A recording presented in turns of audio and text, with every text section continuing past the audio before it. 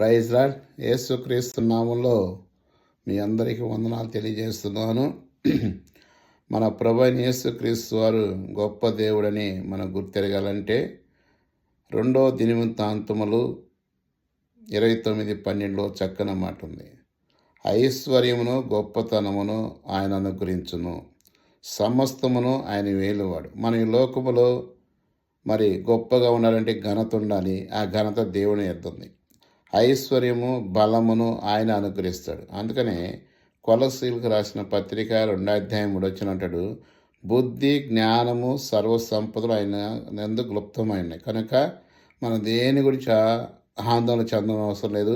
తగ్గ సమయంలో ఆయన మనల్ని హెచ్చించేవాడిగా ఉన్నాడు. అయితే ఆయన యందు నమ్మిక ఉంచి ప్రభు నా పట్ల ఈ కార్యం చేయగలని నమ్మాలి. నమ్ముట నీ వలనైతే సమస్తం కూడా ఆయన చేయగల దేవుడు కనుక ఆయన యందు నమ్మిక ఉంచి ఆయన యందు బలము పొంది దేవుడు దీవెన పొందమని యేసు నామములో ప్రార్థిద్దాం. ఆమేన్.